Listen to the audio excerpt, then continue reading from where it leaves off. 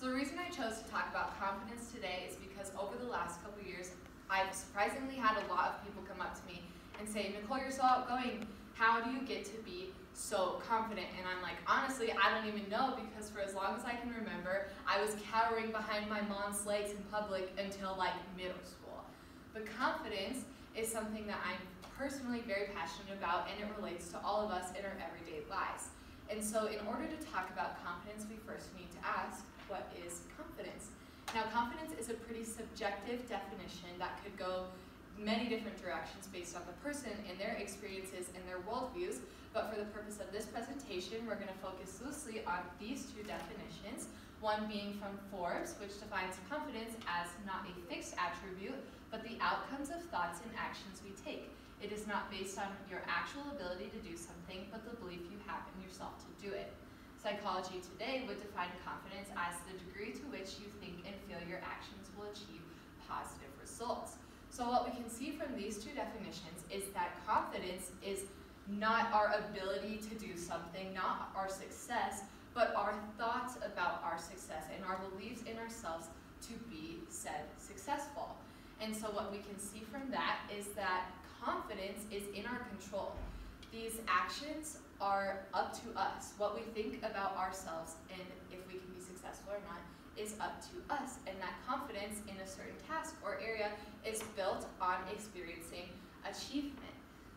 But before we can try to experience achievement, especially physical, tangible outcomes of success, is we have to know that that will be valuable, that that will hold a place in the world, and that other people can benefit from that, and that it is worthwhile. And so in order to get to that place in ourselves, we have to look at a little bit different definition, which would be self-esteem, which is defined as your general feelings about yourself.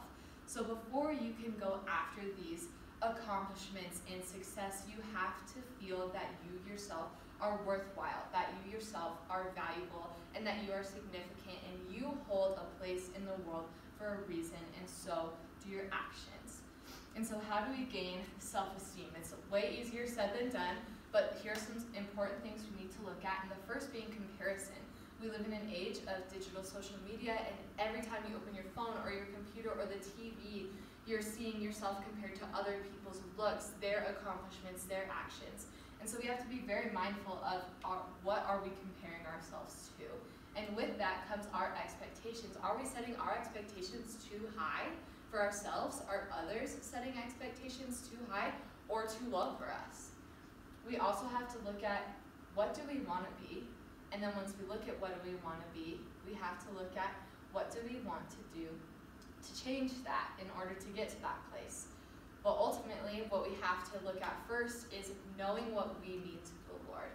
It's clearly stated that the Lord finds you valuable and significant and worthwhile, and that is capital T truth that is going to stand even when we don't believe that about ourselves.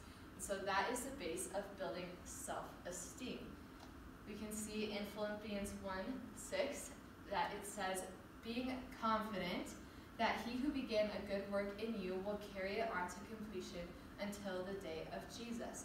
This word confidence is used in the Bible that he, God, began a good work in who? In you, to carry out for his glory until the day of completion. And so it says right here, firm standing, that the Lord has put a good work in you, that what he wants you to achieve and build confidence in is worthwhile for the world and for the furthering of the kingdom. And so confidence and self-esteem and achievement and all of this is not a one and done situation, especially because it's based on different tasks. And so it's an ongoing process. And so first we have to start with knowing what the Lord says, which gives us some self-esteem, lets us know that we're worthwhile. We know our work is valuable since we are valuable. We work to experience success in our accomplishments. And then after that success, we gain our ability to do that. And then it starts all over again for each and every process in each and every day. And we have the strength to do it if we just